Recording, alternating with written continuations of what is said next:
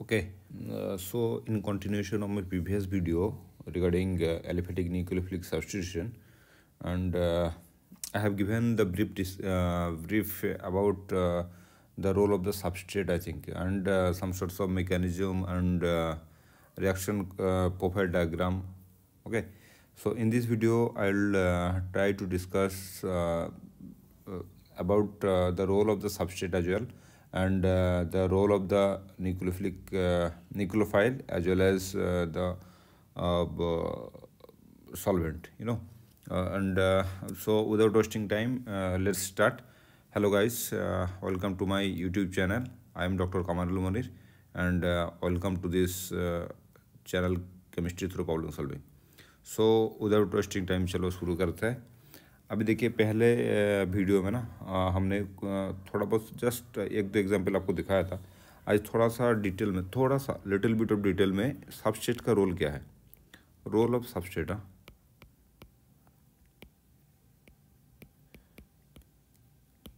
Role of substrate in SN1 and SN2 reaction.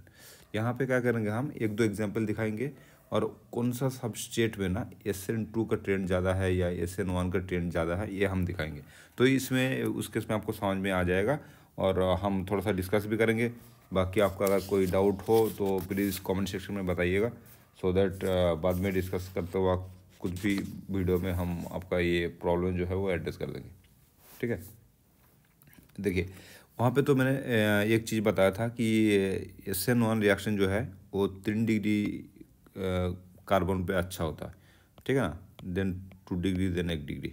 Okay, where as for the case of SN2 reaction, SN2 reaction में क्या होता है ना, अगर अनहिंड्रड मतलब 1 डिग्री कहीं लिविंग ग्रुप अगर 1 डिग्री कार्बन भी अटैच है तो वो बेटर परफॉर्म करेगा then 2 degree, then 3 degree.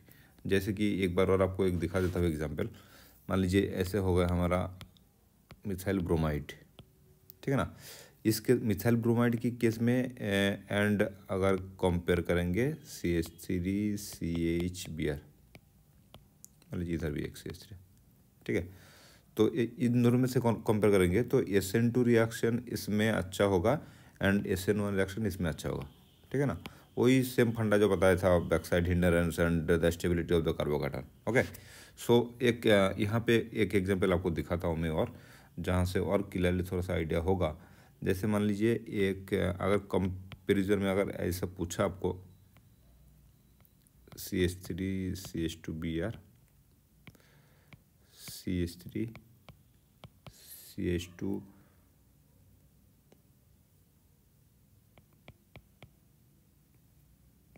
CH2Br, okay, ये हो गया आपका CH3 होल टू CH2Br, ठीक है। और एक में मतलब था Me3 मतलब CH3 होल 3 मतलब एट्रास्ट्रेबिटल ग्रुप CH2Br। देखिए, अगर ये 4 कंपाउंड को आपको पूछेगा कि इसको आप रेट ऑफ SN2 रिएक्शन का रेट बताओ। अब SN2 रिएक्शन होता कहाँ, what is the reaction condition, ये होगा आपका मान लीजिए ETOH ethanol reaction medium and NaOH, NaOH मतलब Na+OH-, ये होगा आपका न्यूक्लियोफाइल। अब ये क्या करेगा कुछ नहीं, बस जिस कार्बन में लिविंग ग्रुप का अटैच है उस कार्बन में अटैक करेगा और लिविंग ग्रुप को सिस्टम से निकाल देगा, ठीक है ना। आप बताइए मुझे सोच के, देखिए यहाँ पे भी कार्बन क्या है ना, एक ही, ये जो CH2 है ये एक ही कार्बन के साथ अटैच है। यहाँ पे जो CH2 है ये भी एक कार्बन मतलब 2 हाइड्रोजन है इसके, इसमें भी एक कार्बन, इसमें भी एक कार्बन, ठीक है ना। उसका मतलब ये भी हो गया 1 डिग्री, ये भी हो गया 1 degree and 1 degree and 1 degree. अब सारे अगर 1 डिग्री है तो फिर आप कंपेयर कैसे करेंगे। इससे पहले वीडियो में तो हमने दिखाया था कि 1 डिग्री, 2 डिग्री, 3 डिग्री, इसके साथ मतलब कैसे कंपेयर किया जाता है, कौन सा आपका SN1 अच्छा होगा, कौन सा SN2 अच्छा होगा। तो इस केस में आप कैसे करेंगे कंपेयर। देखिए फंडा बहुत सिंपल है। For the case of SN2 reaction the matter is very simple. Matter इसलिए सिंपल है क्योंकि वहाँ पे आपको एक ही चीज़ याद रखना है, याद ये रखना है कि ये ऑलवेज क्या करेगा, बैक साइड अटैक करेगा। बैक साइड अटैक यानी क्या, ये बैक साइड में आपका क्या होना चाहिए, स्पेस होना चाहिए। मान लीजिए यहाँ पे CH3 है फर्स्ट केस का, फर्स्ट केस, ये थोड़ा टाइम लगेगा, मैं टाइम लेके इसको थोड़ा समझाने की कोशिश करूँगा सो दैट आपका फंडा पूरा क्लियर हो जाए, ठीक है ना। ये कन्फ्यूजन में नहीं रहना भाई, आइदर मुझे आता है या नहीं आता है, दैट्स इट। ये बीचों बीच मतलब ये बहुत डेंजरस चीज़ होता है कि मतलब मान लीजिए आपको थोड़ा पता है और थोड़ा नहीं पता है, एग्जाम में क्या होगा ना, बीच से मतलब कोई कन्फ्यूजन वाला पूछ लेगा और फिर कट जाएगा। समझ में आया कुछ बात, ठीक है। तो हम थोड़ा सा जो भी सोचेंगे देखेंगे वो क्लियरली देखेंगे। तो मान लीजिए ये वाला है मिथाइल, ये दोनों हाइड्रोजन है, साइज छोटा है इसका। अब न्यूक्लियोफाइल मतलब यहाँ पे है आपका OH-। देखिए OH- के लिए यहाँ पे एनफ स्पेस है to attack this centre, okay. तो ये तो रिएक्शन कर देगा। अभी मान लीजिए ये जो मिथाइल है ना, ये मिथाइल को थोड़ा सा मैं और क्लियरली ब्रेक कर लेता हूँ, ठीक है। यहाँ पे मान लीजिए ये मिथाइल होगा। अब ये अगर टेट्राहेड्रल है दिस कार्बन, ठीक है ना, ये टेट्राहेड्रल है तो भाई ये भी तो टेट्राहेड्रल है। तो ये टेट्राहेड्रल जिस ओरिएंटेशन में रहेगा, इसका हाइड्रोजन भी सेम ओरिएंटेशन में रहेगा ना। तो उस केस में कैसे रहेगा वो ओरिएंटेशन में, तो इसको मान लेता हूँ यहाँ पे एक है आपका हाइड्रोजन, यहाँ पे मान लीजिए एक हाइड्रोजन है और यहाँ पे है आपका एक हाइड्रोजन, ठीक है ना। अब देखिए ये क्या होगा, इसका क्लोज आ रहा है लेकिन फिर भी OH- के पास एनफ स्पेस है टू अटैक द सेंटर, ठीक है ना। ऑल्दो ये दोनों आ रहा है पास पास, लेकिन इसके पास फिर भी है। अब देखिए एक चीज़ याद रखिएगा, ये जो सिंगल बॉन्ड है ना, हमको पता है क्या सिंगल बॉन्ड के मतलब और क्या सिंगल बॉन्ड रोटेट कर सकता है। So this carbon atom can rotate इसके साथ, ये रोटेट कर सकता है। अब रोटेट कर सकता है इसका मतलब क्या, रोटेट कर सकते इसका मतलब है ये अगर रोटेट करेगा तो क्या है ना, ये जो यहाँ पे जो हाइड्रोजन है ये कभी इधर आएगा और ये इधर जाएगा, ये कभी इधर आएगा। अब इसका ज़रूरत क्या है ये बाद में देखेंगे, रोटेशन का ज़रूरत क्या है। लेकिन फिलहाल क्या है, इस सबस्ट्रेट का बैक साइड में एनफ स्पेस है so that this nucleophile can attack in this reaction centre and reaction can continue. उसका मतलब हो जाएगा ये प्रोडक्ट आपका बन जाएगा इधर OH वाला, ठीक है ना, ये बन जाएगा आपका प्रोडक्ट। मैं डायरेक्ट लिख के दे रहा हूँ, ठीक है। अभी मान लीजिए सेकंड स्टेप वाला देखेंगे। सेकंड स्टेप यानी क्या, सेकंड स्टेप मतलब सेकंड वाला जो एग्जाम्पल हमने पूछा था, मतलब ये वाला एग्जाम्पल, इस एग्जाम्पल। अभी देखिए यहाँ पे भी कुछ नहीं है, यहाँ पे भी बन ही जाएगा क्योंकि ये जो सबस्ट्रेट है ना, ये थोड़ा सा ये थोड़ा सा बल्कि है, लेकिन प्रोडक्ट आपको फिर भी बन जाएगा। क्योंकि देखिए ये लिखता हूँ मैं, फिर इधर हो गया आपका हाइड्रोजन, ये हो गया हाइड्रोजन और ये है आपका दोस्त, मतलब ये हो गया आपका CH3, ठीक है ना। अब ये CH3 है और इसके पास ये है आपका एक हाइड्रोजन और इसके पास मैं लिखता हूँ ऐसे एक और हाइड्रोजन, ठीक है। अब ये जो कार्बन है, अब इसके पास भी भाई ये भी रहेगा ना ऐसे हाइड्रोजन। अब मुझे बस सोच के बताओ कि ये रिएक्शन, अब ये रिएक्शन कैसे होगा, ये OH- कर सकता है क्या रिएक्शन इस पर भाई। ये जैसे देखिए इधर एक हाइड्रोजन है, इधर एक हाइड्रोजन है, ये तो पूरा बैक साइड, इसका जो बैक साइड है कहाँ है, ब्लॉक है कि नहीं, पूरा के पूरा ब्लॉक है ना भाई, ये रिएक्ट कर नहीं सकता, ये पूरा ब्लॉक है। अब ये रिएक्ट नहीं कर सकता तो फिर भी कैसे रिएक्शन होगा, मैं तो आपको पता है कि इस केस में भी रिएक्शन होगा, लेकिन होगा कैसे। मैंने शुरू में आप याद कीजिए, मैं फर्स्ट सबस्टेट मतलब ये सबस्टेट में एक्सप्लेन करने के टाइम में बताया था कि ये सिंगल बॉन्ड जो है ना, ये सिंगल बॉन्ड को सर्कल करके ये जो पूरा सिस्टम है ये रोटेट कर सकता। तो मान लीजिए ये सिंगल बॉन्ड से अगर रोटेट किया तो क्या होगा, देखिए क्या बताया था, ये तीनों एटम जो है ये अपना पोजीशन चेंज करेगा, ये इधर जाएगा, ये इधर जाएगा, ये इधर जाएगा, ठीक है ना। अगर ऐसा हुआ तो ये जो मिथाइल सारे के सारे पूरा मिथाइल है, ये रोटेट करके कहाँ जाएगा, यहाँ जाएगा, ये हाइड्रोजन आएगा आपको इधर and this hydrogen will come here. अब चलिए हम करते रोटेशन और फिर देखते इसको, ठीक है ना। अब कितना डिग्री करेंगे रोटेट, ये कितना 109 डिग्री, ठीक है ना। अगर 109 डिग्री 109 डिग्री रोटेट करेंगे तो फिर क्या चलेगा, रोटेट करेंगे कहाँ, इसको सर्कल करके, ठीक है ना, ये बॉन्ड बराबर रोटेट होगा। तो देखिए फिर क्या होता है, नेक्स्ट पेज में लिखता हूँ या फिर चलो इसको इरेज करता हूँ ना, तभी समझ में आएगा थोड़ा अच्छा। ओके, इसको मान लीजिए हम करेंगे रोटेट, फिर दिखेगा कैसे, ये इसको जैसे है ऐसे ड्रॉ करते हैं, ये हाइड्रोजन आ गया आपका, ये आपका हाइड्रोजन। अब देखिए ये बॉन्ड रोटेट हुआ, ये बॉन्ड रोटेट हुआ मतलब ये जो कार्बन था वो चला गया इधर, तो ये मान लीजिए CH3, इसको मैं और लिखूँगा नहीं ऐसे, और ये चला जाएगा इधर, ये चला जाएगा और यहाँ आएगा हाइड्रोजन और यहाँ पे हाइड्रोजन। अब ये जो कार्बन था ये पूरा मतलब ऐसे ही फैल करेगा। अब बताइए OH माइनस के पास ये स्पेस है कि नहीं है, सो दैट कि इट अटैकिंग दिस कार्बन। अब बन गया ना स्पेस, क्योंकि देखिए ये रोटेशन करने के बाद इसके पास क्या होगा, स्पेस बन गया, so that it can attack in this carbon. Again इसको फिर रोटेट करेंगे तो ये मिसाइल कहाँ आएगा, ये यहाँ पे आएगा, ठीक है ना। फिर उस केस में भी आपका क्या होगा, रिएक्शन होगा। तो ये मिसाइल जब यहाँ आएगा देन ओनली ये रिएक्शन नहीं करने दे रहा है, बाकी दो पोजीशन में क्या रिएक्शन हो रहा है। उसका मतलब यहाँ पे क्या था, ये फर्स्ट सबस्टेट में क्या था, मतलब हर एक पोजीशन में आप रिएक्शन कर सकते हो। लेकिन यहाँ पे क्या है ना, एक पोजीशन ऐसा आ रहा है जहाँ पे आपका रिएक्शन हो नहीं पा रहा है, तो इसके लिए क्या होगा, रेट ऑफ द रिएक्शन जो है वो भाई कम हो जाएगा। इसके लिए इसमें जिस रेट पे रिएक्शन होगा, इस केस में रिएक्शन रेट क्या हो जाएगा, कम हो जाएगा। चलिए आप सेकंड वाला देख लेते हैं हम। ओके, सेकंड केस में क्या था, ये था आपका ब्रोमाइड, ये देखिए यहाँ पे था आपका हाइड्रोजन, यहाँ पे था आपका हाइड्रोजन, और यहाँ पे था आपका ये हो गया। अब मान लीजिए कैसे, इसको हाइड्रोजन कर देता हूँ मैं, यहाँ पे था आपका एक CH3 और आपका था यहाँ पे एक CH3। अब ये जो CH3 था ये भाई ऐसे रहेगा, ऐसे रहेगा एंड ऐसे रहेगा। ओके, अब देखिए सेम थिंग हेयर। अब ये आ गया आपको OH माइनस, इसको क्या भाई स्पेस है ही नहीं, है कि नहीं। ये पूरा देखिए, ये जो कार्बन सेंटर है पूरा ब्लॉक है, तो ये कहाँ करेगा डक्ट, ये तो नहीं कर सकता, इस केस में तो नहीं कर सकता, मतलब इस ओरिएंटेशन में नहीं कर सकता। अब इस ओरिएंटेशन में नहीं कर सकता तो इसको क्या करेंगे, हम ओरिएंटेशन चेंज करेंगे। कैसे करेंगे, सिमिलरली सेम थिंग, इस बॉन्ड को रोटेट करेंगे। अब इस बॉन्ड को अगर रोटेट करेंगे तो देखिए ये मिसाइल फिर आपके इधर आएगा, अगर ये मिसाइल इधर से फिर से इधर आया तो सेम ओरिएंटेशन में आ जाएगा, रिएक्शन नहीं करेगा। अगेन फिर से रोटेट करेंगे, फिर रोटेट करने के बाद ये जो हाइड्रोजन है ये आएगा आपको इधर, ठीक है ना। तो इस केस में क्या होगा, एक बार रोटेशन फर्स्ट रोटेशन में भी नहीं हो रहा है, सेकेंड रोटेशन में फिर क्या आएगा, ऐसा दिखेगा कुछ, ये आएगा आपका Br, ये दोनों को छोड़ ही दो, दोनों हाइड्रोजन, ठीक है ना। तब इस केस में कार्बन यहाँ पे जब हाइड्रोजन होगा, और चलो इसको इरेज करता हूँ, और फिर यहाँ पे CH3 एंड यहाँ पे CH3, ठीक है। अब देखिए इस केस में आपका होगा रिएक्शन, क्लियर। इस ओरिएंटेशन पर्टिकुलर इस ओरिएंटेशन में OH minus can attack in this carbon, so that reaction perform. आए बात समझ में।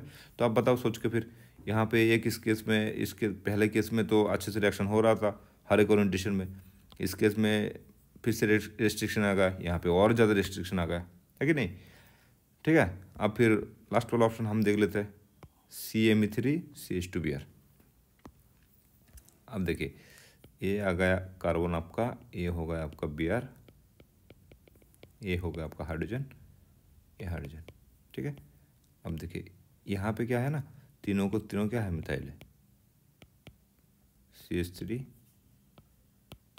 CH3 और इसको थोड़ा सा मैं ड्रॉ करता हूँ वैसे, ठीक है। ये हो गया आपका हाइड्रोजन, ये हाइड्रोजन और ये हाइड्रोजन। अब बस बताओ, यहाँ पे देखिए, यहाँ पे मिथाइल है, ये भी मिथाइल है, ये भी मिथाइल है ना। तो मैं इस मिसाइल को थोड़ा सा मतलब ऐसे ड्रॉ किया नहीं, क्योंकि हमको बस इससे मतलब है दिखाने के लिए, समझाने के लिए, ओके ना। अब देखो OH माइनस के पास सारे रास्ता ब्लॉक है, आप इसको रोटेट भी कराओगे फिर कोई ना कोई मिसाइल आएगा ना फिर सामने, कोई तीनों के तीनों मिसाइल है, तो जो आएगा ऐसा कुछ दिखेगा, मतलब ये क्या करेगा, इस कार्बन सेंटर को पूरा का पूरा क्या कर रहा है, ब्लॉक कर रहा है। अगर पूरा ब्लॉक कर रहा है मतलब OH माइनस जो है, ये जो न्यूक्लियोफाइल है, it can not reach to the centre, so that no reaction will happen. Okay, इस केस में आपका भाई SN2 रिएक्शन हो ही नहीं सकता, नो SN2 रिएक्शन, ठीक है ना। आ गया बस समझ में। देखिए ऑल्दो क्या है, यहाँ पे है प्राइमरी, ये है 1 डिग्री कार्बन, भाई ये 1 डिग्री कार्बन है, क्योंकि जिस कार्बन के साथ ये ब्रोमो अटैच है, ये बाकी दो हाइड्रोजन के साथ अटैच है, तो मतलब ये है 1 degree carbon, still SN2 reaction can not take place, ठीक है ना। क्यों है, क्योंकि इसके बैक साइड जो है कुछ और रीजन के लिए हिंड्रेंस हो रहा है, ठीक है। ये होगा समझ। तो ये है आपका सबस्ट्रेट का इफेक्ट, ठीक है। तो हो सकता है कभी कभार दिया आपको पूछा है कि इसके साथ मान लीजिए लेट्स से इसके साथ आप कुछ और कंपेयर कर दिया उसने, इसके साथ मान लीजिए C को कंपेयर कर दिया, इस टाइप का कंपेयर करते हैं। ये मान लीजिए मिथाइल है, यहाँ पे भी मिथाइल है और यहाँ पे एक हाइड्रोजन है, ठीक है ना। इसके साथ एक टर्सरी ब्यूटाइल वाले, तो आपको क्या लगेगा, ये तो भाई 2 डिग्री कार्बन है, और ये है 1 डिग्री कार्बन। तो आपको लगेगा भाई इससे पहले तो मैंने पढ़ा था कि 1 डिग्री कार्बन पे SN2 अच्छा होता है 2 डिग्री कार्बन की कंपेरिजन में। तो आपने डिग्री के कंपेयर करके फिर इसको मार के आ गए तो फिर हो जाएगा गलत, ठीक है ना। तो मैं वही बता रहा हूँ, ऑर्गेनिक केमिस्ट्री ऐसा है, अगर पूरा जानकारी आपके पास है then you will be hero. अगर भाई आधा अधूरा है, थोड़ा सा नॉलेज है, थोड़ा सा नहीं है, तो ये आपको फंसा सकता है। बार बार मैं एक चीज़ बता रहा हूँ from beginning my first video, okay. So थोड़ा सा ये अच्छे से मतलब पता करना है आपको चीज़ें। अब ये हो सकता है कि ये नीट एग्ज़ाम के लिए उतना इम्पोर्टेंट है नहीं कि इतना गहरे में नहीं पूछेगा, हो सकता है, आई डोंट नो। बाकी मुझे तो बस इतना लगता है कि अगर एलिफेटिक न्यूक्लियोफिलिक सब्स्टिट्यूशन पढ़ रहे हो तो you should know all this things, basic चीज़ें, बेसिक ही है, ऐसे ज़्यादा कुछ डिप पे है नहीं, ओके। चलिए मैं एक सवाल इससे रिलेटेड एक और पूछ लेता हूँ। मान लीजिए आपको ये पूछा गया इस टाइप का एक सब्जेक्ट में और देता हूँ, अब मुझे सोच के बताइएगा। इससे पहले भी मैंने मेरा जो प्रीवियस वीडियो है ना, इस पर्टिकुलर इस सब्जेक्ट को मैंने डिस्कस किया है, मतलब कुछ और रीज़न के लिए क्या होगा, लेकिन मतलब this subject is familiar to you if you have seen my previous video, कहीं ना कहीं में तो इस सब्जेक्ट का मैंने जिक्र किया है, ओके। तो आप एक चीज़ें बस इतना सोचो, मैं बताता हूँ इसको। अगर OET माइनस मतलब चलो Na+ OET minus in presence of ethanol ETOH, इसको अगर हीट करेंगे तो इसका प्रोडक्ट क्या होगा। भाई इस केस में ना कोई रिएक्शन होगा नहीं, ठीक है, कोई रिएक्शन नहीं होगा, क्योंकि ये जो एलिफेटिक ये सब्स्टिट्यूशन रिएक्शन में करना चाहता हूँ ना, तो सब्स्टिट्यूशन रिएक्शन का 2 ही रास्ता है, आइदर तो SN1 पाथवे में प्रोसीड करेगा या फिर SN2 पाथवे में प्रोसीड करेगा। ये दोनों में से एक रास्ता इसको पकड़ना पड़ेगा to form the product, okay. Product तक पहुँचना है तो इन दोनों में से एक रास्ता आपको पकड़ना पड़ेगा। अभी इस केस में क्या है ना, इस केस में ऐसा है कि मान लीजिए ये अगर SN1 पकड़ता है तो ये क्या हो जाए, सिस्टम से निकल जाएगा, और सिस्टम से निकल जाएगा तो बनेगा कुछ इस तरह कार्बोकैटायन। अब पहले मैंने बताया था कि कार्बोकैटायन क्या होता है, sp2 हाइब्रिडाइज होता है। अगर sp2 हाइब्रिडाइज यानी क्या, यह होता है प्लानर एंड 120 डिग्री इसका क्या होता है, आइडियल बॉन्ड एंगल। लेकिन भाई यहाँ पे देखिए ये जो कार्बन है ये प्लेन पे है ही नहीं, ठीक है ना, ये प्लेन पे है ही नहीं। ये क्या है, ये ब्रिज में, देखिए ये दोनों कार्बन के साथ ये ब्रिज कनेक्टेड है। ये प्लानर बन ही नहीं सकता। अगर प्लानर नहीं बन सकता तो क्या होगा, इसके आएगा क्या, एंगल स्ट्रेन। अगर एंगल स्ट्रेन होगा तो ये बन कैसे रहा है कि इसको सिस्टम से निकाल देने के बाद बन रहा है। तो अगर सिस्टम से निकाल देने के बाद अगर स्ट्रेन बन रहा है किसी से, तो क्या करेगा, ये सिस्टम से निकालना नहीं चाहेगा ना, तो उसका मतलब ये थ्रू SN1 पाथ से ये जाएगा नहीं, ओके। तो SN1 नहीं जाएगा तो बचा कौन, फिर अगर रिएक्शन होना है तो फिर SN2 बचा। लेकिन देखिए SN2 का एक और कंडीशन मैंने क्या बताया था कि SN2 का एक प्राइम कंडीशन क्या है, ये बैक साइड आपको ओपन होना चाहिए। यहाँ पे देखिए जो स्ट्रक्चर है ना भाई, ये स्ट्रक्चर आपको पूरा केज लाइक स्ट्रक्चर है, देखिए ये पूरा केज जैसा बन गया। उसका मतलब ये जो BR है इसका बैक साइड पूरा का पूरा ब्लॉक है। अगर पूरा बैक साइड ब्लॉक है तो भाई ये अटैक कैसे करेगा, बैक साइड से अटैक कर ही नहीं सकता, क्योंकि पूरा बैक साइड इसका जो है ये पूरा ब्लॉक है, ठीक है ना। तो फिर वो चांस भी गया। तो फिर SN1 भी नहीं हो रहा है because of the planarity issue, and SN2 भी नहीं हो रहा है because of the crowding in the back side. So उस केस में क्या होगा, SN2 भी नहीं हो रहा है, SN1 भी नहीं हो रहा है, उसका मतलब रिएक्शन ही नहीं होगा। तो इस केस में हम इसको बोलेंगे कि ये है आपका नो रिएक्शन,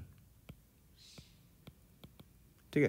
तो इसको अगर सोडियम इथोक्साइड एंड इथेनॉल से हीट करेंगे कितना भी कर लो, लेकिन भाई रिएक्शन प्रोसीड नहीं करेगा, ठीक है। तो ये एक से एक चीज़ें हैं जो बताना था। और कुछ केस में आपको ऐसा भी हो सकता है कि मान लीजिए एक इंटरेस्टिंग सब्जेक्ट में देता हूँ जो कि एग्ज़ाम में आता भी है कभी कभार, CH2 डबल बॉन्ड CH2Br, ठीक है। अब इसको अगर मान लीजिए सेम आपको न्यूक्लियोफिल में दे रहा हूँ, सोडियम इथोक्साइड एंड इथेनॉल, इसको हीट करेंगे ना तो ये रिएक्शन थोड़ा सा फास्टर रेट पे होगा, ठीक है। किसके साथ फास्टर, किसके कंपैरिजन में फास्टर रेट में होगा, मान लीजिए इसको डबल बॉन्ड नहीं है, ये CH3 CH2Br है, इन दोनों को कंपेयर करेंगे, इसको एंड इसको अगर कंपेयर करेंगे ना तो this will proceed in faster rate, reaction तेजी से होगा, ठीक है। और ये SN2 होगा। अब इस केस में आपको लग सकता है कि SN1 होगा, क्योंकि हमको पता है कि ये वाला जो कार्बोकैटायन है ये रेजोनेंस स्टेबिलाइज होगा। देखिए यहाँ पे अगर कार्बोकैटायन बनेगा तो फिर क्या होगा, ये कार्बोकेटाइन जो है ये क्या करेगा, इधर जाएगा, मतलब रेजोनेंस करेगा ना। अगर रेजोनेंस करेगा तो क्या होगा, स्टेबिलिटी ज़्यादा होगा इसका। ठीक है, ये कॉन्सेप्ट आपका दिमाग में आ सकता है, लेकिन क्या है यहाँ पे कुछ और रीज़न है जिसके लिए आपको जो है SN2 रिएक्शन ये अच्छा देगा। And in comparison of this substrate, इस सबस्टेट का कंपैरिजन में ये फास्टर रेट में होगा, एंड ये SN2 ही होगा, SN1 में नहीं होगा। ठीक है, ये क्यों होगा, देखिए मैंने पहले बताया था आपको कि एक रिएक्शन SN2 है। ठीक है, SN2 का आपको इसको reaction profile, energy profile diagram बोलते हैं। ये पहले वीडियो मैंने बताया था आपको, इधर एनर्जी और इधर है आपका रिएक्शन कोऑर्डिनेट। ठीक है, और ये है आपका मान लीजिए सबस्ट्रेट, और ये यहाँ पे है आपका प्रोडक्ट। क्लियर। और रिएक्शन कैसे प्रोसीड करता है, ऐसे प्रोसीड करता है रिएक्शन। और इसको क्या बोलते हैं हम, इसको क्या बोलेंगे, इसको बोलेंगे TS, मतलब ट्रांजिशन स्टेट। मैंने एक चीज़ और बताया था कि ये ट्रांजिशन स्टेट जितना स्टेबलाइज्ड होगा, मतलब कोई भी फैक्टर जो कि ट्रांजिशन स्टेट को आपको स्टेबिलिटी दे रहा है, तो उसका मतलब क्या होगा, इसका एनर्जी क्या होगा, थोड़ा लोअर साइड में आएगा। मैंने और भी बताया था एक चीज़ आपको पिछले वीडियो में कि ये जो सबस्ट्रेट है एंड ये जो सबस्ट्रेट है एंड प्रोडक्ट है, और ये एनर्जी जितना कम होगा, जितना energy come down the side होगा, उतना क्या होगा, उतना उसका स्टेबिलिटी ज़्यादा होगा। ठीक है, अगर मान लीजिए ये टेंशन स्टेट का किसी भी रीजन के लिए इसका स्टेबिलिटी थोड़ा सा ज़्यादा बढ़ रहा है और ये नीचे आ रहा है, नीचे आ रहा है मतलब क्या, ये रिएक्शन क्या होगा, और आसानी से होगा ना। आ रहा है कि समझ में, याद आ रहा है कि नहीं, ये भी मैंने बताया था कि देखिए ये जो एनर्जी है, एनर्जी गैप है, मतलब सबस्टेट के साथ आपका ये टेंशन स्टेट का जो एनर्जी गैप है, इस एनर्जी गैप क्या होता है, इस अमाउंट ऑफ एनर्जी आपको बाहर से देना पड़ता है, इसको बोलते हैं कि एक्टिवेशन एनर्जी। ठीक है ना। तो ये टेंशन स्टेट जितना स्टेबिलिटी पाएगा कोई एक्स्ट्रा रीजन के लिए, तो क्या होगा, ये और नीचे आएगा। जैसे नीचे आएगा मतलब ये देखिए ये एनर्जी गैप क्या हो जाएगा, और कम हो जाएगा। ये इसको E1 पकड़ लेता हूँ और इसको बोलता हूँ मैं E2, तो क्या हो जाएगा, E2 कम हो जाएगा ना E1। और जितना एनर्जी गैप कम हो जाएगा, रिएक्शन क्या होगा, और तेजी से होगा और फास्टर रेट में होगा। क्लियर, इतना आ गया समझ में आई थिंक। ठीक है ना। तो कोई भी फैक्टर जो ट्रांजिशन स्टेट को स्टेबिलिटी दे रहा है, तो वो रिएक्शन को और तेज कराएगा, मतलब और फास्टर रेट में रिएक्शन होगा। अब हमको यही देखना है कि इन दोनों में, ये दो जो सबस्टेट हमने इधर दिया है, ये दिस सबस्टेट में एंड दिस सबस्टेट में, इन दोनों में से कुछ ऐसा फैक्टर है जहाँ पे आपका कोई रिएक्शन स्टेबिलिटी दे रहा है, क्या कर रहा है, वो हम डिस्कस करेंगे। एक चीज़ में पहले, इससे पहले भी वीडियो में एक चीज़ बताया था ऑलवेज, कि कोई भी ऑर्गेनिक केमिस्ट्री में ना एक कंपैरिजन वाला सवाल बहुत देता है, बहुत पूछता है कि 3 सबसेट दे देगा और बोलेगा इसका एसिडिटी कंपेयर करो, या बेसिसिटी कंपेयर करो, या रिएक्टिविटी कंपेयर करो, कुछ भी कंपेयर करो। तो हमको सबसे पहले इसको डिफरेंस ढूंढना है कि इन दोनों सबसेट में, मतलब हमको देख के क्या डिफरेंस लग रहा है कि इसमें है क्या चीज़। तो यहाँ पे इन दोनों सबसेट में आप कंपेयर करो तो देखो क्या, कुछ नहीं, यहाँ पे एक एक्स्ट्रा डबल बॉन्ड है, यहाँ पे वो डबल बॉन्ड है नहीं, मतलब ये अनसैचुरेटेड है, ये सैचुरेटेड है, इतना है डिफरेंस, ज़्यादा कुछ है नहीं डिफरेंस। ठीक है ना, क्योंकि यहाँ पे भी नंबर ऑफ हाइड्रोजन, यहाँ पे भी नंबर, मतलब कार्बन, सॉरी, ये दोनों में नंबर ऑफ कार्बन सेम है, बस एक डिफरेंस है, यहाँ पे अनसैचुरेशन है, यहाँ पे नहीं है। ठीक है, तो यही कहीं होगा, कहीं इसका मतलब आंसर जो है यहीं पे छुपा है। ओके, सो देख लेते हैं। अब टेंशन स्टेट यानी क्या, मैंने बताया था SN2 का क्या होता है टेंशन स्टेट में। टेंशन स्टेट में क्या होता है, ये जो लिविंग ग्रुप है, ठीक है, ये लो मैं इसको लिखता हूँ पहले,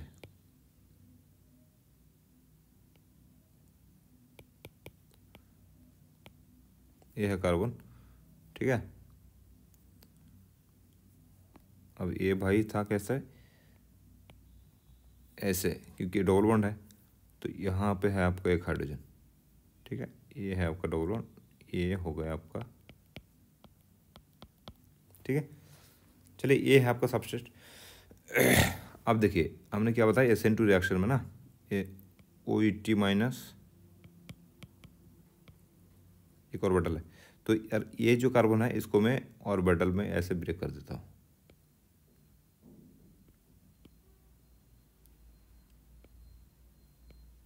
इसका बॉन्डिंग एंटी बॉन्डिंग। ओके, अब ये जैसे जैसे जैसे अप्रोच करेगा और ये धीरे धीरे क्या होगा, शीशे में बाहर जाएगा। ओके, अगर ऐसा, ये तो क्या क्या मैंने ये सबस्ट्रेट ड्रॉ किया। अब टेंशन स्टेट क्या करेगा, टेंशन स्टेट यानी क्या, कैसे किया था हमने, पहले सबस्ट्रेट याद करो, पिछले वीडियो में मैंने बताया था कि टेंशन स्टेट में क्या होता है ना, ये धीरे धीरे धीरे सिस्टम से बाहर जाने लगता है बियर, और ये जो है धीरे धीरे क्या होता है, अप्रोच करने लगता है, अप्रोच करने लगता है। और ये दोनों बॉन्ड जो है ना, ये दोनों बॉन्ड थोड़ा सा ऐसा हो जाता है, ये मतलब ऐसे प्लानर टाइप का हो जाता है, ठीक है। तो इसको मैं फिर से ड्रॉ करूँगा टेंशन स्टेट को, ये तो बस दिखाने के लिए आपको दिखा दे कैसे धीरे धीरे ये एंटर करता है और ये सिस्टम से धीरे धीरे निकल जाता है। तो टेंशन स्टेट कुछ इस तरह दिखता है। तो मान लीजिए ये कार्बन, ये मान लीजिए आपका Br धीरे धीरे सिस्टम से निकल रहा है, और ये जो न्यूक्लियोफाइल था ये धीरे धीरे मतलब सिस्टम पे आ रहा है, और यहाँ पे जो दो हाइड्रोजन था, ये मान लीजिए आपको 2 हाइड्रोजन, क्लियर। और यहाँ पे देखिए, और यहाँ पे आपका क्या था, एक था कार्बन इधर, अब मान लीजिए एक इधर, एक कार्बन इधर, और इसका था 2 हाइड्रोजन, एक हाइड्रोजन इधर, एक हाइड्रोजन, ठीक है। और यहाँ पे जो डबल बॉन्ड था ना, इस डबल बॉन्ड को हमने करेंगे ऐसा कि मान लीजिए इसका पी बॉन्ड, इसका पी ऑर्बिटल, ये भाई ऐसे, ठीक है। मतलब एक कुछ नहीं, ये डबल बॉन्ड क्या है, डबल बॉन्ड कुछ नहीं है भाई, ये पी ऑर्बिटल का ओवरलैप है, ठीक है ना, साइडोज ओवरलैप है। तो इसको मैंने ऐसे ड्रॉ किया। अब देखिए ये सिस्टम में क्या कर रहा है, धीरे धीरे ये सिस्टम में एंट्री कर रहा है, और ये क्या हो रहा है, और इधर से क्या हो रहा है, ये सिस्टम से निकल जा रहा है। कौन निकल जा रहा है, ये Br जो है सिस्टम से निकल जा रहा है। अब देखिए ये सारी चीज़ें जो है ना, ये ऐसे करके इसके साथ एक आराम से क्या होगा, इसका जो इलेक्ट्रॉन डेंसिटी और इसका इलेक्ट्रॉन इस बॉन्ड के साथ एक धीरे धीरे लगेगा कि एक ओवरलैप हो रहा है, ठीक है ना। ये इलेक्ट्रॉन का पूरा शिफ्टिंग होगा, एक एकदम पूरा क्लाउड बनेगा इलेक्ट्रॉन का, ठीक है। इधर से इधर तक एक इलेक्ट्रॉन का क्लाउड बनेगा इस टाइप का। मतलब इसके साथ इसका तो भाई मतलब स्टेबल पाई बॉन्ड है ही, लेकिन आप इसका ओरिएंटेशन और इसका ओरिएंटेशन ऐसा कुछ बन जाएगा कि इसके साथ भी लगेगा कि अच्छा ये पाई बॉन्ड बन रहा है, मतलब उस स्टेज में वो आ जाएगा। और जैसे स्टेज में आ जाएगा तो ये इसको मिलेगा एक्स्ट्रा स्टेबिलिटी, ठीक है ना। इसको क्या मिलेगा, इस टेंशन स्टेट को मिलेगा एक्स्ट्रा स्टेबिलिटी। अगर टेंशन स्टेट को एक्स्ट्रा स्टेबिलिटी मिल गया, उसका मतलब क्या, ये जो है ना जो प्रोफाइल डायग्राम हमने ड्रॉ किया है, उसका मतलब हुआ ये कि आपका जो टेंशन स्टेट था थोड़ा सा एक्स्ट्रा स्टेबिलिटी, मतलब स्टेबिलिटी मतलब क्या, स्टेबिलिटी मतलब उसका जो एनर्जी प्रोफाइल, ये पहले एनर्जी मान लीजिए इधर था, यहाँ पे पहले था, जैसे आपका वो एनर्जी एक्स्ट्रा स्टेबिलिटी मिला, उसका कुछ इस हाइट में आ जाएगा, ठीक है ना। अब इसको यहाँ आ जाएगा। अब जैसे ये देखिए तो मतलब क्या है, ये जो अमाउंट है एनर्जी का, इस अमाउंट की एनर्जी क्या है, कम देना पड़ रहा है हमको, ठीक है ना। ये एनर्जी है बाहर से कम देना पड़ रहा है, उसका मतलब रिएक्शन आप ये रूट ले लेगा। पहले क्या इस रूट लेता था, लेकिन अब ये रूट लेगा। अब ये रूट लेगा मतलब रिएक्शन और तेजी से होगा। अगर मान लीजिए अभी देखिए यहाँ पे अगर इस टाइप का कोई स्टेबिलिटी, इस टाइप का कोई पाई बॉन्ड टाइप का सिस्टम नहीं है, जैसे मान लीजिए इसका इस सबसेट का, ठीक है ना, इस सबसेट का कोई डबल बॉन्ड है नहीं, तो अगर डबल बॉन्ड नहीं है तो उस टाइप का कोई स्टेबिलिटी इसको नहीं दे सकता। मान लीजिए ये Br सिस्टम से निकल रहा है, ये OH माइनस इधर एंट्री कर रहा है, और इधर एक हाइड्रोजन है, इधर एक हाइड्रोजन है। आप मान लीजिए इधर बस इथेनॉल है, तो मतलब इसमें कुछ है नहीं, हाइड्रोजन हाइड्रोजन और CH3। देखिए यहाँ पे कोई पाई बॉन्ड वाला स्टेबिलिटी नहीं है, यहाँ पे कोई पाई बॉन्ड वाला स्टेबिलिटी भी नहीं है। तो यहाँ पे जो पाई मतलब पी ऑर्बिटल है, इसके साथ कोई एक्स्ट्रा बॉन्डिंग भी नहीं है, ठीक है ना, इसमें कोई है नहीं बॉन्डिंग करने वाला। तो ये टेंशन स्टेट अलग से कोई स्टेबिलिटी मिलेगा नहीं इसको, ठीक है। ये भी एक टेंशन स्टेट है जो कि नॉर्मल एन प्रोपाइल ब्रोमाइड के साथ। तो यहाँ पे कोई एक्स्ट्रा स्टेबिलिटी नहीं है। तो मतलब अगर एक्स्ट्रा स्टेबिलिटी नहीं है, मतलब कौन सा रूट फॉलो करेगा, तो ये वाला रूट फॉलो करेगा, ठीक है ना। ये वाला रूट फॉलो करे, ये वाला होता है कौन सा वाला, ये वाला मतलब ये एन प्रोपाइल ब्रोमाइड के लिए, ठीक है ना। और ये वाला जो रूट है ये करेगा इस सबस्ट्रेट के लिए। तो आप बस आसानी से बता सकते हो कि कौन सा रिएक्शन फास्टर होगा। तो ये जो छोटा मोटा 1-2 चीज़ें हैं जो कि आपका मतलब सबस्ट्रेट पे डिपेंड करता है कि SN1 होगा कि SN2 होगा, और होगा तो कौन सा रिएक्शन तेज़ी से होगा, कौन सा स्लो होगा। बस यही 2-4 चीज़ें हैं, बाकी कुछ और भी था, लेकिन वो भी और ज़्यादा एडवांस हो जाएगा, मैं उतना एडवांस में भी नहीं जाना चाहता हूँ। अगर किसी का रिक्वायरमेंट है मतलब उतना एडवांस स्टेट में, तो फिर हम बताएंगे। बाकी सबस्ट्रेट का जो कहानी है मैं यहीं पे ख़त्म करता हूँ। और बाकी एक चीज़ और बताना है आपको कि सॉल्वेंट का क्या इफेक्ट है। देखिए भाई, ये सॉल्वेंट वाला जो चीज़ है ना, ये मतलब 11th-12th में आप उतना स्टडी करते नहीं हो, क्योंकि देखिए कभी भी आपको अगर पूछा जाएगा, मतलब कोई भी एक रिएक्शन पकड़ लीजिए, कोई भी आपको पता है इस टाइप का एक रिएक्शन पकड़ लीजिए। मतलब मान लीजिए मैं इसी का बता देता हूँ कि CH3 क्या बोले CH3 मान लीजिए, अच्छा ठीक है चलो इसी को मैं करता हूँ ना, CH3Br। यहाँ पे हम क्या देते हैं NaOH, ठीक है ना। NaOH देख के क्या लिखते हैं यहाँ पे CH3OH। हमने कभी यहाँ पे सॉल्वेंट लिखते हैं, नहीं लिखते ना, क्योंकि हमको ज़रूरत है नहीं। वो उस लेवल पे जिस स्टैंडर्ड में आप पढ़ते हो 11-12 में, तो उसमें हमको कभी ज़रूरत नहीं पड़ता कि यहाँ पे भाई ये एक रिएक्शन मीडियम में क्या होता है ना, एक मान लीजिए एक शील ट्यूब है, मैंने इससे पहले भी दिखाया था शायद। एक शील ट्यूब में मान लीजिए यहाँ पे आपने मिथाइल ब्रोमाइड डाल दिया, ठीक है, ये लिक्विड होता है, और सोडियम हाइड्रोक्साइड क्या है, सॉलिड होता है, मतलब डाल दिया।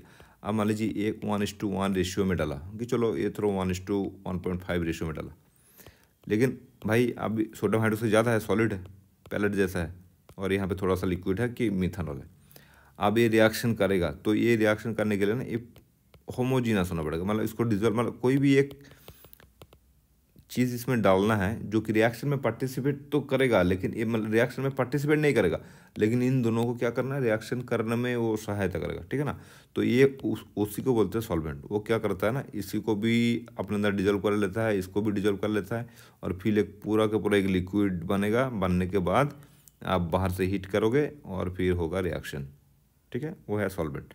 अब जनरली 11-12 में हम सॉल्वेंट लिखते ही नहीं है। अब याद करो, अब जितना भी रिएक्शन आपको पता है, कोई भी एक रिएक्शन याद कर लो जहाँ पे आपने एरो के नीचे सॉल्वेंट मेंशन करते हो, नहीं करते हो, जनरली नहीं करते हो, ठीक है ना। लेकिन ये SN1 SN2 रिएक्शन में ना सॉल्वेंट का बहुत बड़ा वाइटल एक रोल है, ठीक है। क्यों है मैं बताता हूँ आपको। देखिए SN1 रिएक्शन में क्या होता है ना, पहले क्या बनता है, कार्बोकैटायन, ठीक है, CH3, मान लीजिए यहाँ पे एक ब्रोमीन ही है, ये सिस्टम से पहले निकल जाएगा, मतलब बनेगा आपका ऐसा CH3 प्लस और Br-। आप मुझे एक चीज़ बताओ, ये यहाँ पे ये था एक न्यूट्रल सबस्ट्रेट, ठीक है, एक न्यूट्रल सबस्ट्रेट से दो पोलर मॉलिक्यूल मतलब ब्रेक कर दिया, मतलब दो पोलर एंटिटी बना, ठीक है, एक कार्बोकैटायन बना और एक है लिविंग ग्रुप जो सिस्टम से निकल रहा है, ये बना। अब एक न्यूट्रल मॉलिक्यूल से आपने दो चार्ज स्पीशीज बनाया, तो ये इसका ड्राइविंग फोर्स क्या है, ये क्यों बनेगा, तो ये तभी बनेगा जब इस सिस्टम में और कुछ चीज़ें हैं और कुछ इफेक्ट है जो इन दोनों को बनने में सहायता करेगा। मान लीजिए ये जो सॉल्वेंट हमने यूज किया, इसमें सॉल्वेंट है हाईली पोलर, ठीक है, हाईली पोलर मतलब ये पूरा सिस्टम को बोलेगा कि भाई ये तुम्हारा डायपोल मोमेंट बढ़ाओ, मतलब डायपोल मोमेंट कब बढ़ेगा, हमको क्या पता है कि dipole moment mu is equals to E multiplied by D, E times G, okay.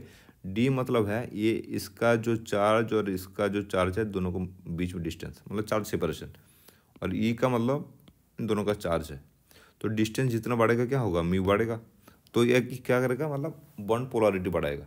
तो जैसे ये बॉन्ड जो है थोड़ा सा बढ़ता जाएगा, मतलब म्यू बढ़ता जाएगा, और बॉन्ड जितना बढ़ता जाएगा उतना क्या होगा, चार्ज सेपरेशन बढ़ेगा, ओके। तो मतलब आपका डायपोल मोमेंट बढ़ेगा। तो अगर पोलर सॉल्वेंट है, आपने यूज किया कोई रिएक्शन में, तो वो क्या करेगा, इसका चार्ज सेपरेशन अच्छा कराएगा और ये डायपोल मोमेंट बढ़ाने में मदद करेगा, और वो क्या होगा फिर धीरे धीरे बॉन्ड क्या हो जाएगा, ज़्यादा दूर गया तो फिर बॉन्ड ब्रेक ही हो जाएगा ना, तो धीरे धीरे क्या हो जाएगा, बॉन्ड ब्रेक हो जाएगा, ठीक है। और बॉन्ड अगर ब्रेक हो गया मतलब हो जाएगा आपका पॉजिटिव चार्ज। अब पॉजिटिव चार्ज है अगर, तो फिर इसका स्टेबिलिटी का भी जरूरत है ना, एक तो होगा पॉजिटिव, ब्रेक तो कर दिया, फिर आपको क्या करना पड़ेगा, उसको स्टेबल करना पड़ेगा। अब ये स्टेबिलिटी देने के लिए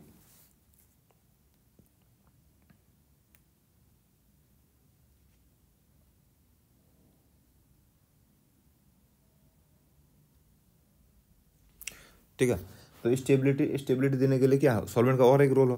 मान लीजिए यहाँ पे एक कार्बोकैटायन बना, कार्बोकैटायन मतलब चलिए मैं कार्बोकैटायन को सिंपली मैं इसको R से मेंशन करता हूँ, R+ बना, और सिस्टम से जो निकल रहा है ना इसको मैं X से मेंशन करता हूँ, ठीक है। मान लीजिए ये हमारा सबसेट था RX, यहाँ पे सिस्टम से ऐसे ब्रेक हो गया और क्या बना R+ एंड X-, ठीक है।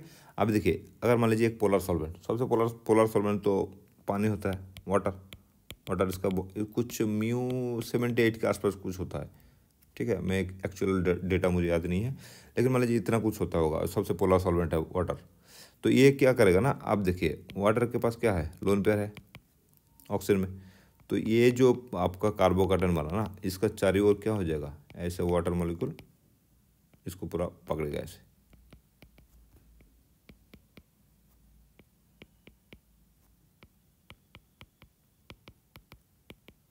ठीक है, ऐसे क्या होगा, ये जो लोन पेयर है इसको पूरा केज बना के पकड़ लेगा और इसको देगा लोन पेयर इंडक्शन। ठीक है, तो फिर देखिए ये जो कार्बोकेटन है आराम से स्टेबलाइज होगा कि नहीं। अब ये एक्स माइनस का स्टेबिलिटी का मैटर है। अब देखिए ये माइनस क्या होगा, ये इसके पास क्या है, हाइड्रोजन है, तो ये करेगा हाइड्रोजन बॉन्डिंग, ये थ्रू हाइड्रोजन बॉन्डिंग क्या करेगा, ये स्टेबिलिटी देगा।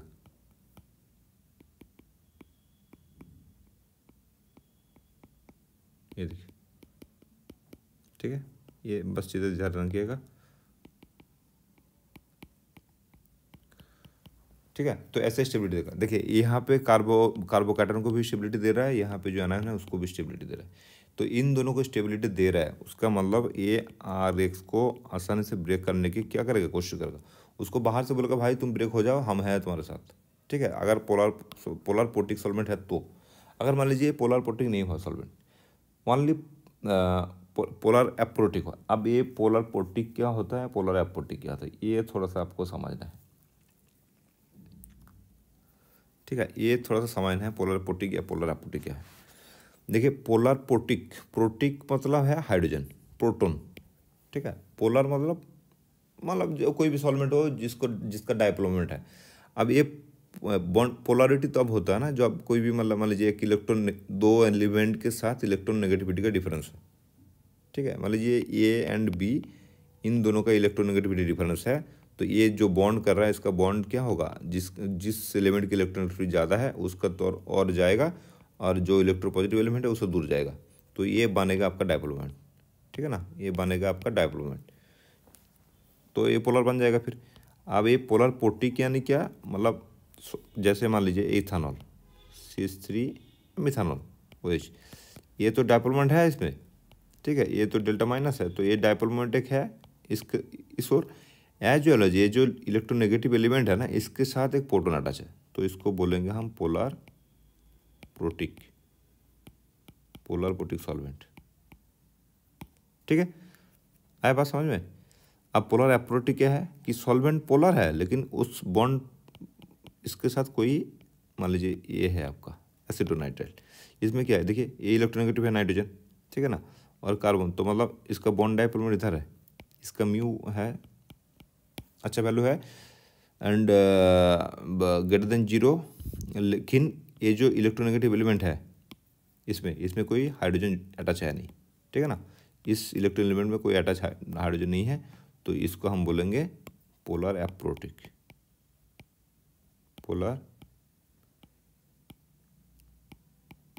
सॉल्वेंट। ठीक है, अब पोलर एप्रोटिक सॉल्वेंट एक दो और एग्जांपल दीजिए। एक को कहता है DMSO, डाइमिथाइल सल्फोक्साइड, ये देखिए मिथाइल, इसमें डायपोलोमेंट इधर है। ठीक है ना, ये देखिए ये क्या है भाई, ये है आपका पोलर, इसमें कोई हाइड्रोजन है नहीं, है कि नहीं, कोई हाइड्रोजन अटैच नहीं है, तो ये है पोलर एप्रोटिक सॉल्वेंट।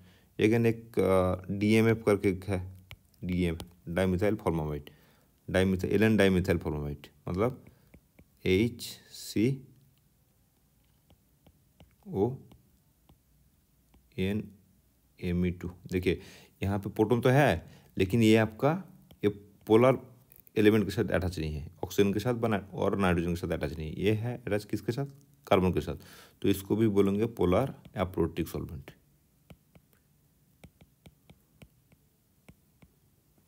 क्लियर, तो ये हो गया आपका पोलर पोर्टिक और पोलर एप्रोटिक सॉल्वेंट के एग्जांपल में डिफरेंस बता दिया आपको।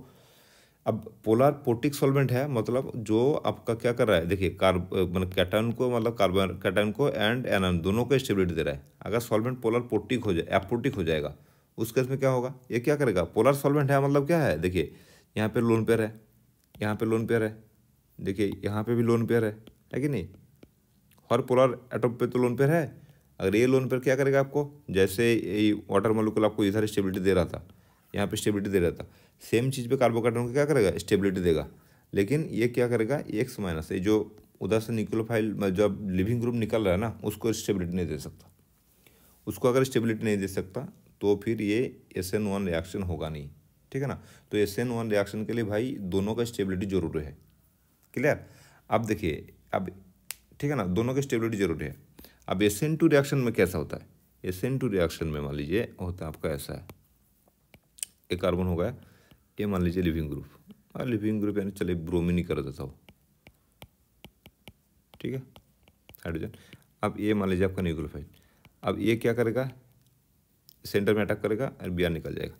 अब Br निकल जाएगा मतलब कैसे, Br मान यहाँ पे देखिए मतलब कंप्लीट पॉजिटिव चार्ज बन ही नहीं रहा है।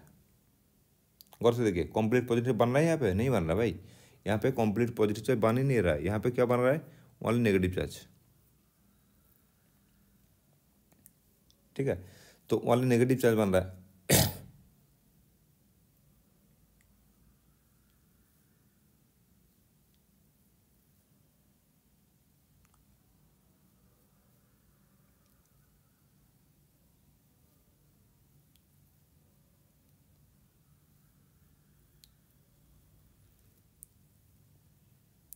ठीक है ना, कंप्लीट नेगेटिव चार्ज वाला।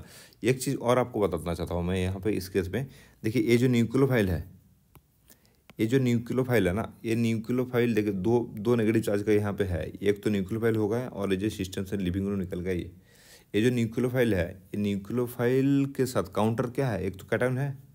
कोई भी माइनस चार्ज तो अकेला नहीं घूम सकता ना, जैसे सोडियम इथोक्साइड था तो ये ने प्लस था, OH माइनस था। अब ऐसे क्या है ना, ये अलग अलग नहीं घूमता, ये क्या करता है, NaOH ऐसे ही साथ में अटैच होकर रहता है। अब मान लीजिए कोई भी एक फोर्स आपने दिया, यूज किया, सो दैट कि ये जो सोडियम है ये सिस्टम से निकल गया और OH को क्या कर दिया, फ्री कर दिया। अब OH जैसे फ्री हो जाएगा, ये क्या करेगा, सबस्ट्रेट का कार्बन मतलब रिएक्शन सेंटर में क्या करेगा, अटैक करेगा, ठीक है। तो इस कम पॉजिटिव चार्ज को फिर स्टेबिलिटी कौन दे सकता है, या फिर ये जो नेगेटिव चार्ज है न्यूक्लियोफाइल का, इसको फ्री कौन करा सकता है। आप बस इसको देख के बताओ, इस सिस्टम को देख के बताओ, ठीक है ना, इसको देख के बताओ मुझे कि पॉजिटिव चार्ज को फ्री कौन करा सकता है सिस्टम से, और सॉरी पॉजिटिव चार्ज को एंगेज कौन करा सकता है, और नेगेटिव चार्ज को ऐसे खुला कौन छोड़ सकता है। अब यहाँ पे देखिए, यहाँ पे अगर इस केस में ना अगर नेगेटिव चार्ज को मूव होना है तो ये पूरा वाटर मॉलिक्यूल का ये पूरा केज लेके उसको मूव होना है, क्योंकि ये तो इलेक्ट्रोस्टैटिक इंटरेक्शन के साथ हाइड्रोजन बॉन्डिंग के साथ क्या है, अटैच है, ठीक है ना। तो ये अकेला ये एक नेगेटिव चार्ज मूव नहीं कर सकता, ये जब मूव करेगा तो एज ए होल पूरा वाटर मॉलिक्यूल लेके घूमेगा, ठीक है। तो यहाँ पे देखिए, यहाँ पे हमने क्या करेंगे, यहाँ पे अगर ओनली पॉजिटिव चार्ज को स्टेबिलिटी देंगे और इसको खुला छोड़ देंगे तो फिर ये कैसे इंटरेक्शन कर रहा है, यहाँ पे नेगेटिव चार्ज इंटरेक्शन कर रहा है आपका हाइड्रोजन के साथ। तो यहाँ पे अगर ओनली पोलर मॉलिक्यूल, ठीक है ना, ओनली अगर पोलर सॉल्वेंट यूज करेंगे जो आपका Na+ को स्टेबिलिटी देगा और इसको स्टेबिलिटी नहीं देगा, उस केस में क्या होगा, उस केस में आपका फिर Na+ इन्वॉल्व हो जाएगा, ठीक है। मान लीजिए ये जो Na+ है, इसमें आपको स्टेबिलिटी दे रहा है ऐसा DMS,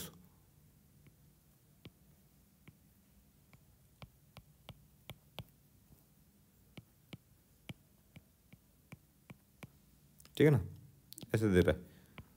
तो ये हो गया आपका Na+ एंगेज हो गया, Na+ क्या कर दिया, इसको भाई सेटिस्फाई कर दिया, इसका जो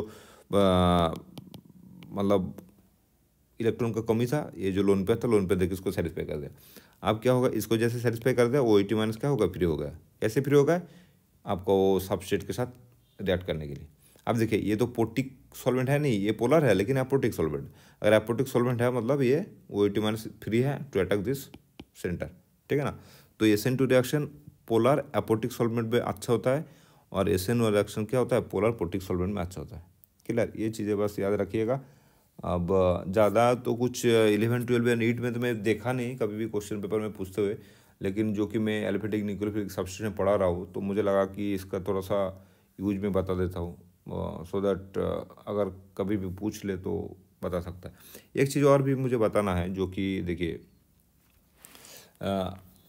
ये जो न्यूक्लियोफिलिक सेंटर है ना भाई, न्यूक्लियोफिलिक सेंटर में ये रिएक्शन न्यूक्लियोफाइल पे भी डिपेंड करता है।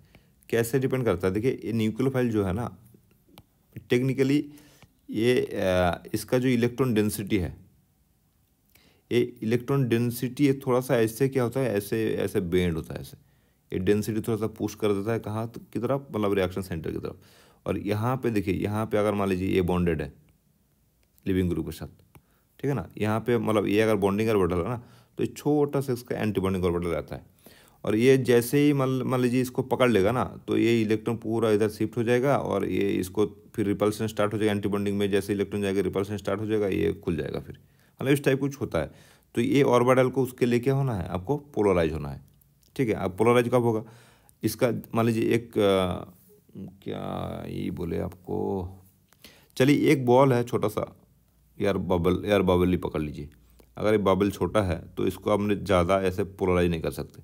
अगर बबल थोड़ा बड़ा है ना, तो इसको थोड़ा सा बेंड करके ऐसे पोलराइज आप कर सकते हो, बस इतना समझ लो। तो मतलब इसका मैं बताना क्या चाह रहा हूँ इसमें बस ये बताना चाह रहा हूँ, मान लीजिए आपका जो न्यूक्लियोफाइल है, इसका साइज अगर थोड़ा सा बड़ा है, साइज बड़ा है, तो ये ऐसे बेंड होकर क्या, मतलब दूर से कार्बन की ओर पहुंच जाएगा। जैसे कार्बन की ओर पहुंच जाएगा तो ये लिविंग ग्रुप को फिर रिपल्शन कर देगा और सिस्टम से निकल जाएगा, ठीक है। तो ये एक केस में एक केस दे देंगे आपको, तो फिर कंपेरिजन करेंगे तो ये समझ में आएगा और थोड़ा अच्छे से, ठीक है ना। बात कुछ ऐसा है कि मान लीजिए अगर ये जो न्यूक्लियोफाइल का रिएक्ट करने का जो मतलब ये होता है ना, पावर होता है, इसको बोलते हैं न्यूक्लियोफिलिसिटी। क्या बोलते हैं, इसको बोलते हैं न्यूक्लियोफिलिसिटी, ओके। तो फिर आपको अगर मान लीजिए halogen, fluorine, chlorine, bromine and iodine, ये अगर मतलब कंपेयर करने दिया जाएगा, मैं आपको पूछूं कि ये जो 4 हैलोजन है, इसको बार न्यूक्लियोफिलिसिटी के अकॉर्डिंग आप अरेंज करो, ठीक है। तो फिर मतलब सेम सबसेट में हम करेंगे स्टडी। यहाँ पे मान लीजिए OH एक लिविंग ग्रुप है, अब जिसके साथ आपको करना है रिएक्शन, चारों सब न्यूक्लियोफाइल अलग अलग से। तो क्या मैंने बताया था, ये देखिए इसका अप डाउन द ग्रुप जाओ, एक हैलोजन है तो फ्लोरीन, क्लोरीन, ब्रोमीन, आयोडीन, ठीक है ना। और डाउन द ग्रुप क्या होता है, साइज बढ़ता है, तो आयोडीन का साइज क्या है, सबसे ज़्यादा है। मतलब अगर ये साइज है इसका, तो ये क्या होगा भाई, ये क्या करेगा, ये थोड़ा सा डिफॉर्म ज़्यादा होगा, मतलब ये आसानी से क्या रिएक्शन कर सकता है। तो बस फंडा वही है, सबसे ज़्यादा रिएक्टिव कौन होगा, फिर सबसे ज़्यादा रिएक्टिव होगा आयोडीन, उसके बाद ब्रोमीन, उसके बाद क्लोरीन, उसके बाद फ्लोरीन, क्लियर। ये बस सिंपल सा है चीज़ें, ये बस ध्यान रखिएगा। ये पोटिक सॉल्वेंट में होता है, ऐसा सीन है। कभी कभार होता है कि ना basicity and nucleophilicity parallel run करता है, मतलब जिसका बेसिसिटी ज़्यादा उसका न्यूक्लियोफिलिसिटी भी उतना ज़्यादा। लेकिन कभी कभार उल्टा होता है, इस केस में जैसे उल्टा है, ठीक है ना। इस केस में क्या पोलरिटी, मतलब जो पोलराइज हो सकता है ज़्यादा, वो ज़्यादा रिएक्टिव है। तो बस इतना ही है, बस ये एक चीज़ था जो बताना था, तो ये बस है। बाकी तो आज अब कुछ नहीं बताएंगे, बस इतना था SN1 SN2। बाकी और काफ़ी सारा मतलब इंटरेस्टिंग एग्जांपल है, जो कि मैं 11, 12 and neat and IIT JEE kind of level में मैं पढ़ाना नहीं चाहता हूँ। किसी का अगर स्पेशल कोई मतलब रिक्वायरमेंट है या इंटरेस्ट है, तो प्लीज़ मेंशन कीजिएगा कमेंट बॉक्स में। I will come with another video of this aliphatic nucleophilic substitution with some different and interesting example.